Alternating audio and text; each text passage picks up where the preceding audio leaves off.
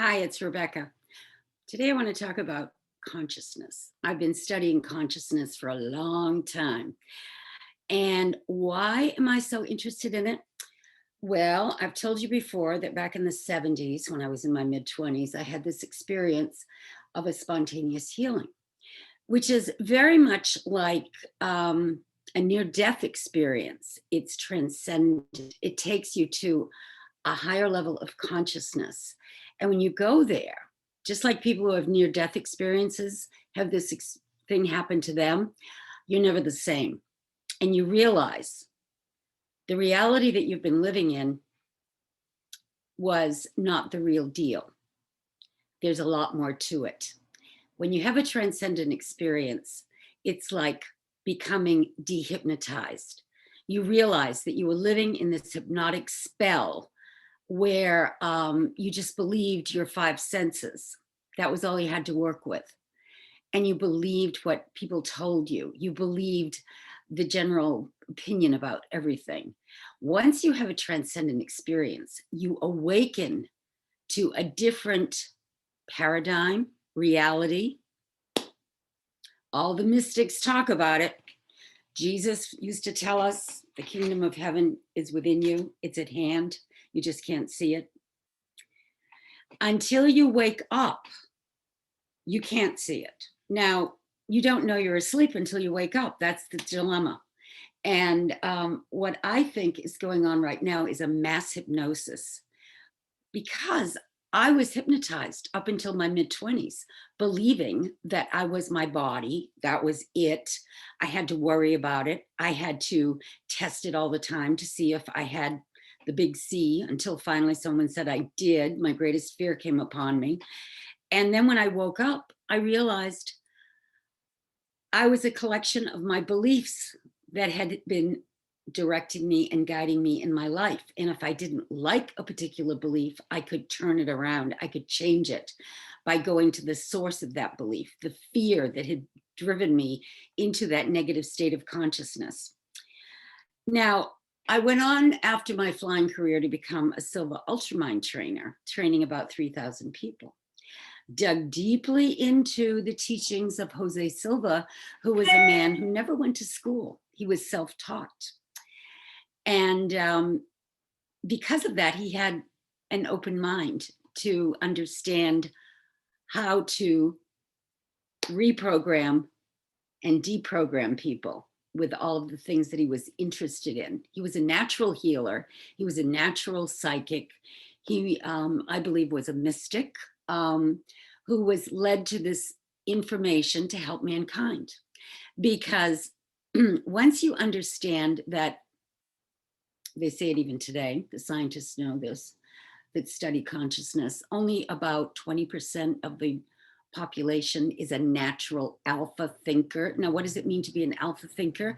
It means that you slow your brain waves down when you're really mentating, thinking about something that you need a solution for, or the way you approach everything.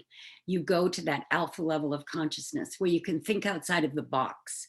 You can see things from all different angles. You can look under the rug if you need to. You can see where this thought came from. And once you begin to do that, you question everything. You don't just accept things that are thrown at you without wondering why someone is telling you to do something. You question it. And these people, of course, are very dangerous in that they've been exterminated many times by the people who don't like it when these free thinkers come along that try to wake humanity up. And I think, just like back in the days of the Salem witch trials, you know, where there was a mass hysteria, it's very easy to have a mass hysteria spread amongst the population with the right programming. And we have such amazing tools now to program people via the media, movies, schools, indoctrinations that are, you know, passed on by people that are being indoctrinated by the people who want to indoctrinate everyone. And until you begin to become a free thinker, someone who looks outside the box and questions everything and becomes fascinated and interested in the big questions. Why are we here? Who are we? Are we just, you know, flesh beings, or are we multidimensional? Are we spiritual? Are we eternal? Have we always been? Once you can really dig into those questions and get some answers, you begin to question everything. And you know, someone stated many, many, many years ago that the higher the degree of education, the more susceptible to mass hypnosis. And maybe that's why in the Bible it says, and the meek shall inherit the earth.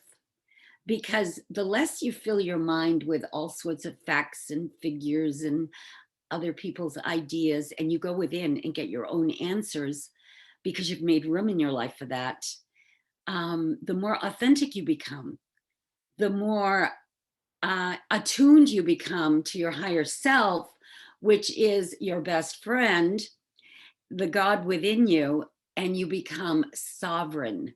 You live above the physical laws. You begin to realize that you have dominion, and to have dominion and to be sovereign is the exact opposite of transhumanism, which is also a big topic, which I won't go into, but it's always a choice.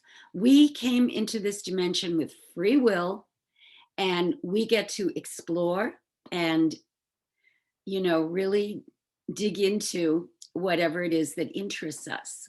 But one of my favorite parts of having had a transcendent experience is that it basically gets rid of fear, because you can no longer be afraid if you know that you're being guided, you have a higher self, there is a God, God is good.